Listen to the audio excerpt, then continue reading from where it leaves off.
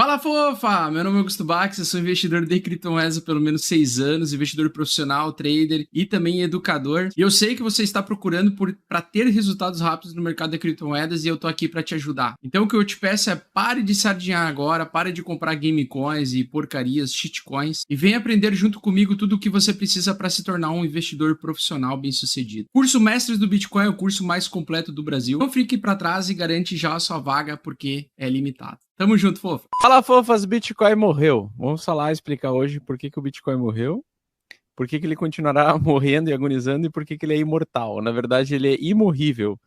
Bitcoin não perdeu seus fundamentos, ele está apenas perdendo valor perante o dólar temporariamente, tá? Então eu sei que tem muita gente aí com o cu na mão, mas faz parte da vida ver o BTC cair, a moedinha da praia.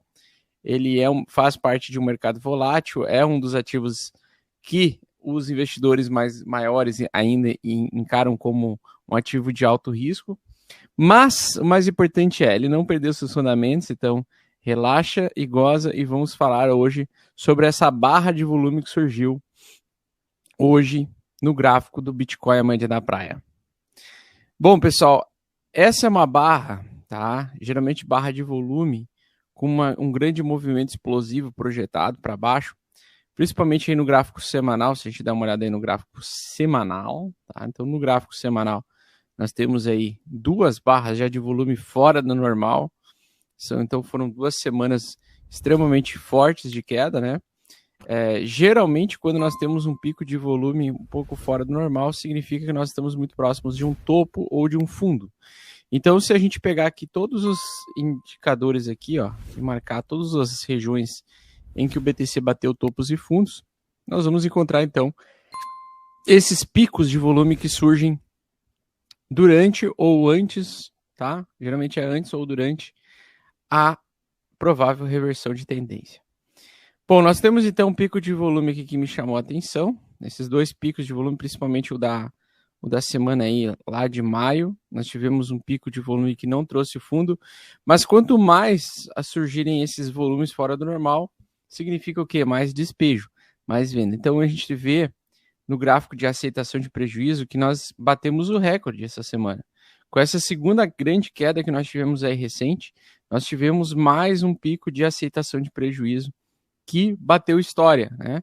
Foi maior do que os outros cenários, as outras grandes quedas que a gente viu, principalmente porque o volume financeiro é muito maior. Então, nos últimos anos, o mercado de cripto ele cresceu muito, né? Ele teve uma demanda muito grande e agora, claro, proporcionalmente com mais dinheiro, mais volume, toda vez que a gente tiver um novo ciclo de mais alta, preço mais valioso, mais gente participando, nós também vamos ter mais picos de aceitação de prejuízo. Isso é o normal. Que está hoje na pontuação 9, onde gera extremo medo, né?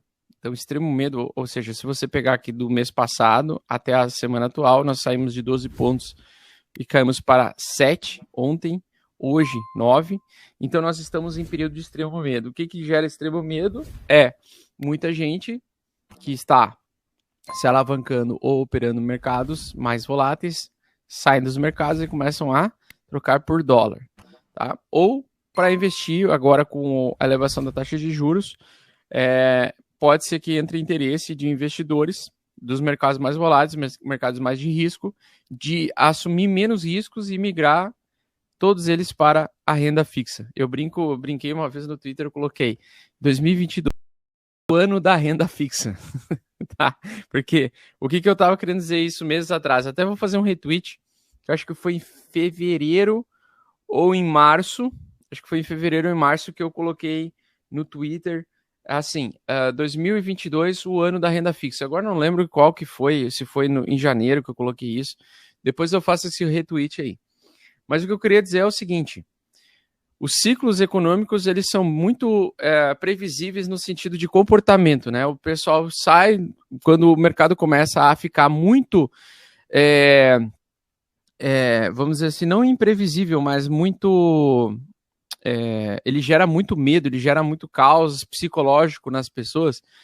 Simplesmente as pessoas começam a migrar por um determinado período no ciclo econômico para a renda fixa. Então o que eu queria dizer naquela época é: que provavelmente esse ano de 2022 seria o ano do bear market, né, por causa do topos e fundos descendentes no gráfico semanal do Bitcoin, e que provavelmente a gente veria vários youtubers brasileiros ou vários youtubers de fora falando aí em renda fixa.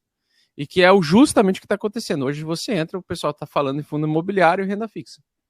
Vai falar de, ou os mais violentos, aí, o pessoal que gosta mais de risco, comprar boas empresas em fundo, né, para que pagam bons dividendos.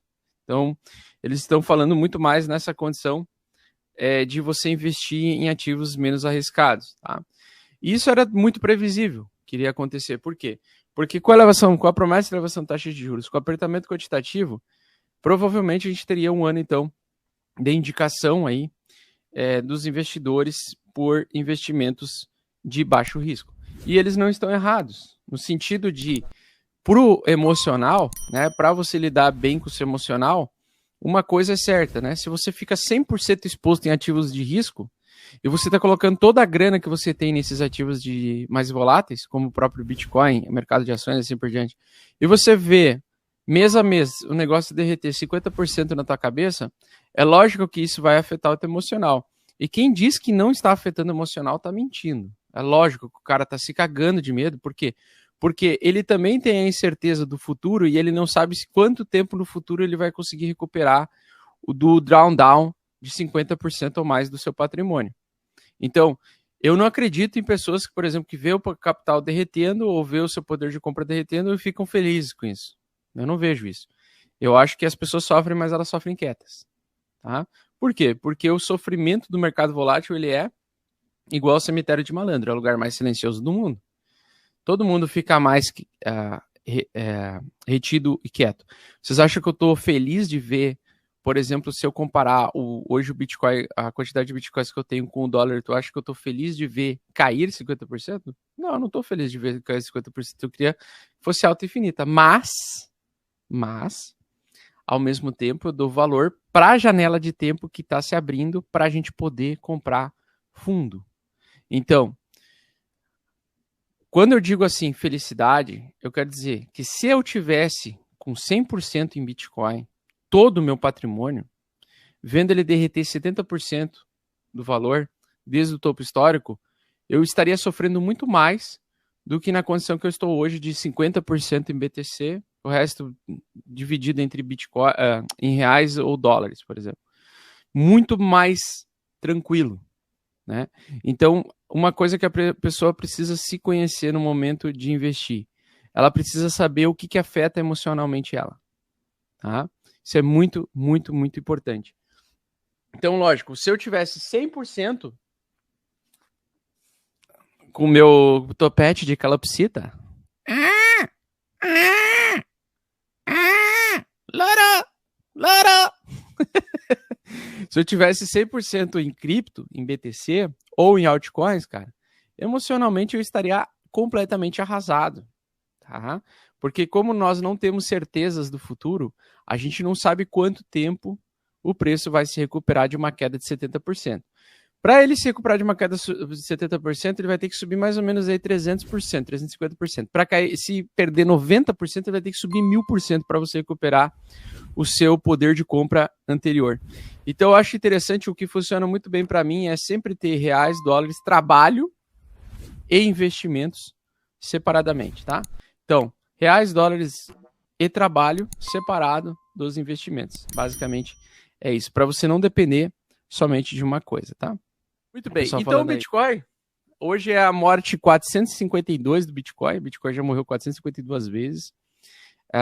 Provavelmente nós podemos ter mais obituários e vamos ter mais obituários do Bitcoin. Então o Bitcoin ele sempre morre, mas ele morre no sentido de perder valor. Então ele tem um ciclo de baixa, ele perde valor, mas ele não perde os seus fundamentos. Então isso que é muito importante. Você tem que entender que nós vamos entrar numa janela de tempo que possivelmente os Estados Unidos ele pode entrar em recessão agora no segundo semestre. Então, se os Estados Unidos está com 70% de chances de entrar em recessão, isso significa que se ele de fato entrar, vai ser agora no segundo semestre desse ano, tá? Tanto é que algumas empresas, alguns brasileiros que eu conversei aqui nos Estados Unidos, eles falaram que algumas empresas já estão demitindo, né? E